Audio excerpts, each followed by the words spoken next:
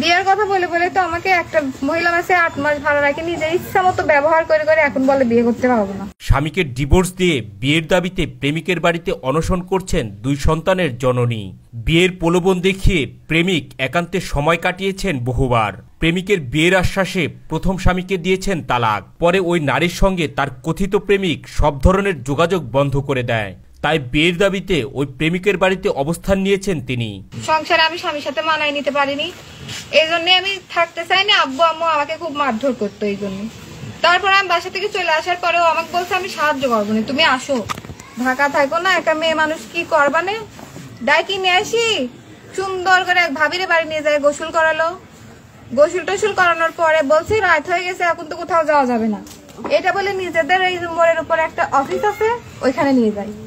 ওইখানে নিয়ে যাওয়ার পরে রুমের মধ্যে নিয়ে যায়, আমার সাথে শারীরিক নির্যাতন করে ওই শয়তানটা। কোথায় অফিস? বোয়ালদা মোড়ে। কেসের নাম কি যে নির্যাতন করলো? ওর নাম রিঙ্কু, মেহেদি হাসান রিঙ্কু।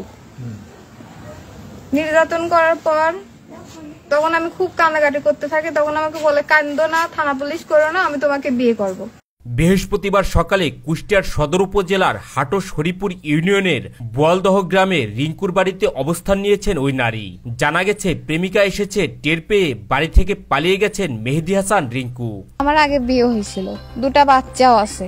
সংসারে আমি হাজবেন্ডের সাথে থাকতে পারিনি, বিশেষ করে শাশুড়ির সাথে একটু করতো না, খালি ঝামেলা লাগতো সবসময়। এই জন্য আমি সংসার করতে চাইতাম না। এই জন্য আব্বু আম্মু আমাকে খুব মারতো, সবাই মিলে, আব্বু আম্মু আপু দুলাভাই কেউ বাদ যেত না, শ্বশুরও মারতো। ভুক্তভোগী এই নারী জানান 1 বছর আগে কুষ্টিয়ার কোর্ট স্টেশনে পরিচয় হয় মেহেদি হাসান রিঙ্কুর সাথে। এরপর থেকেই দুজনে গভীর সম্পর্কে জড়িয়ে পড়েন। স্বামী স্ত্রী পরিচয়ে বিভিন্ন স্থানে ঘুরতে যান তারা। বিয়ের আশ্বাস দিয়ে স্বামীকে ডিভোর্স দিতে বলেন রিঙ্কু। আসলে মূলত আমার বিয়েটা অনেক ছোটবেলা হয়, 13 বছর বয়স।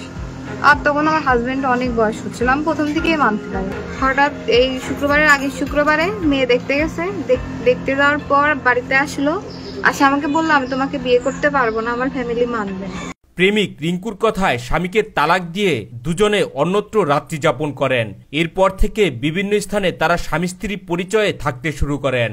ছুরিটা নিয়ে গেলাম, আমার দায়িত্বটা নেন, যখন বাড়িতে বের করে নিয়ে আসেন হয় দায়িত্ব না, আমার মারি ফেলা দেন, আমার বাঁচান তো, অন্তত আত্মহত্যা তো আমি করবো। জানা যায় সম্প্রতি বিয়ের জন্য রিঙ্কুকে চাপ দিলে তালবাহানা শুরু করেন তিনি। এক পর্যায়ে সব ধরনের যোগাযোগ বন্ধ করে দেন। পরে যোগাযোগ করে রিঙ্কুর সাথে ঢাকায় যান ওই নারী। কথা ছিল ঢাকায় গিয়ে বিয়ে করবেন তারা, কিন্তু ঢাকার স্টেশনে নেমে ওই নারীকে একা ফেলে পালিয়ে যায় প্রেমিক রিঙ্কু। যাওয়ার পরে আমাকে স্টেশনে রাখি চলে আসছে। পরে আমি ওকে দেখতে না পাই, ফোন দিছি, ফোন বন্ধ বলছে। তারপরে আমিও পরে স্টেশন নামে হরিপুর আসলাম। আমার আব্বু আম্মু ওর জন্য আমার সাথে কথা বলে না, কারণ আমার আব্বু আম্মুরা ওই অকাজটা করছিল, আমার সাথে মামলা করতে চাইছিল, আমিই করতে দিইনি। বলেছিলাম ওই ছেলে তো আমাকে বিয়ে করতে চাইছে, এইসব মামলার ভিতর যাওয়ার দরকার নেই। এরা করে আব্বু আম্মু আমার সাথে কথা বলে। তুমি যেদিন আমার বাড়ি দিলে, তোমার সবাই তো বললি যে রিঙ্কুর বাড়ি যাও, তুমি আমার বাড়ি যাও। আপনি এখানে কি করতে আসছেন? এখানে আসছি বিয়ের দাবিতে।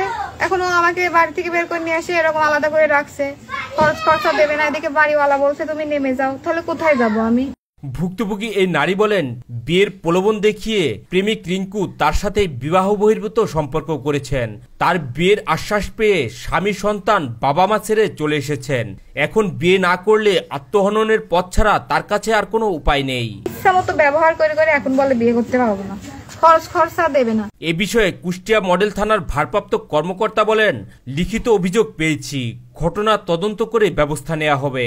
ওই নারীকে নিরাপদে থাকার জন্য বলা হয়েছে। থানায় গেছিলেন?